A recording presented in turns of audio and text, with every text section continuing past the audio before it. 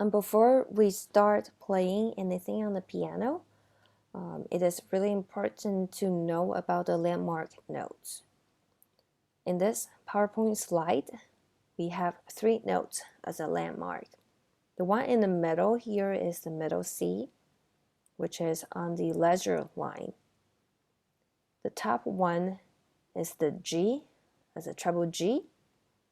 It shares the same line where the treble clef starts. And the bottom note here is the F, which is the bass F. It shares the same note with the bass clef. And in the other slide here, there are 3 notes that are all C's. They are all landmark notes as well. The top one is the treble C, the middle one is the middle C, and the bottom one is the bass C. And now I want to share my screen on my iPad with you so we can look at the score together.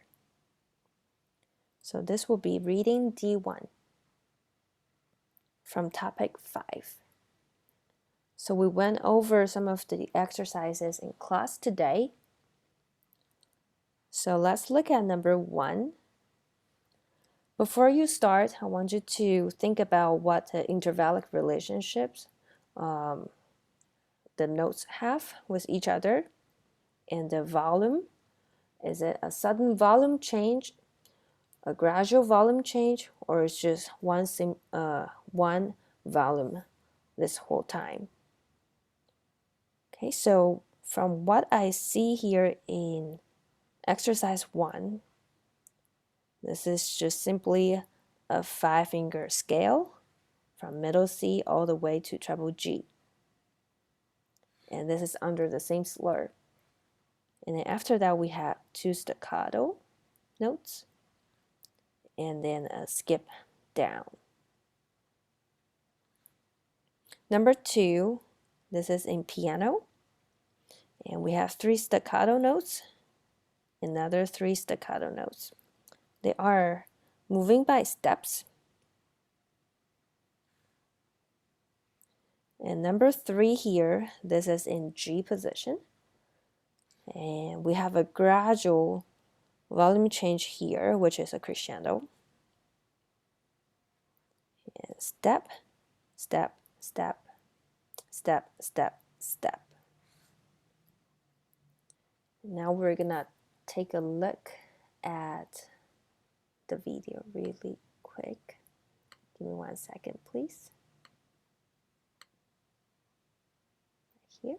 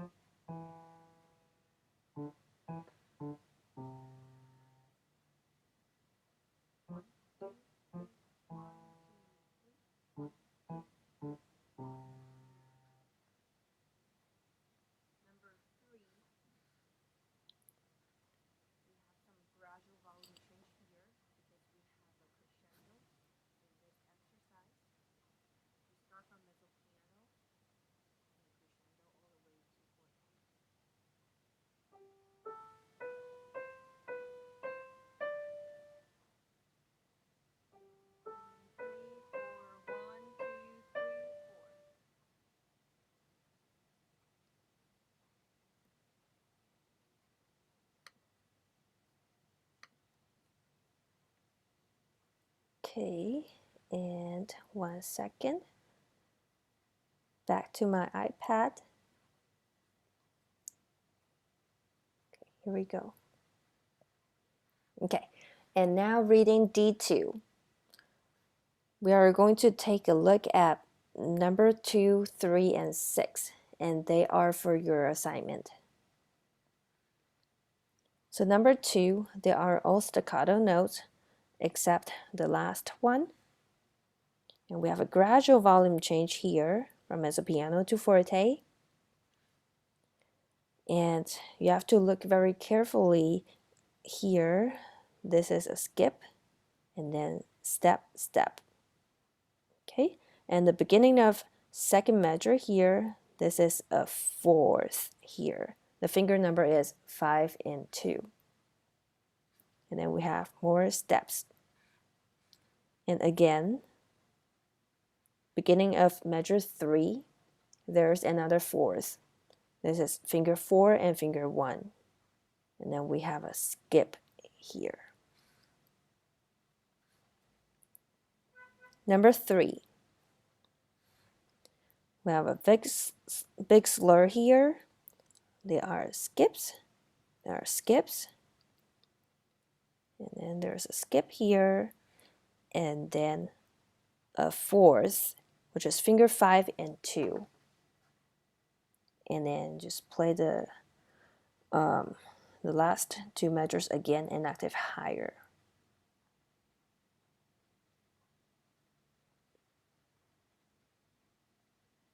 Okay, and number 6, right here.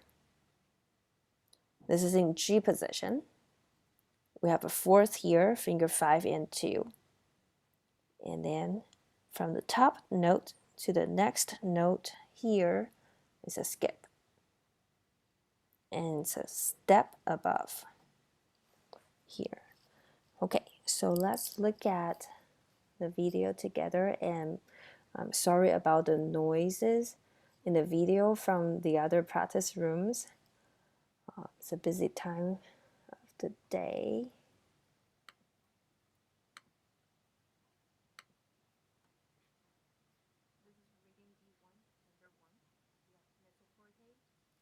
Oh, I'm sorry, it's not this one. Here.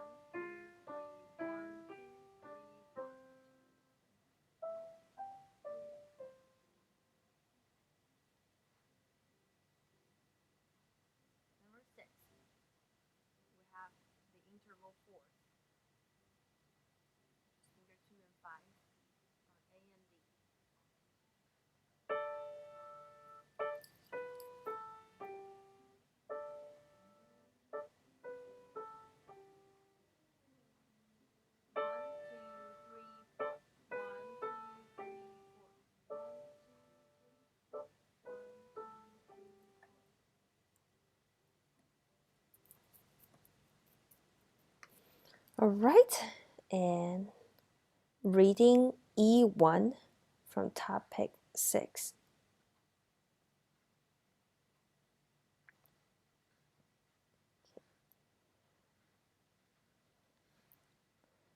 Number 1, in the beginning we have some fifths, and we're using finger 1 and 5. Same here. And we have two slurs, so make sure that you release here. Number 2, left hand F position, fifth here, melodic fifths. And then second measure, we have harmonic fifths. Third measure, we have harmonic fourths. And then last measure, we have harmonic fifths. And we also have a gradual volume change here. And number 3, C position, melodic fifths, and then going down by steps, and then melodic fifths again. And remember that we only have a big slur here, so make sure that we don't have any gaps in between the notes.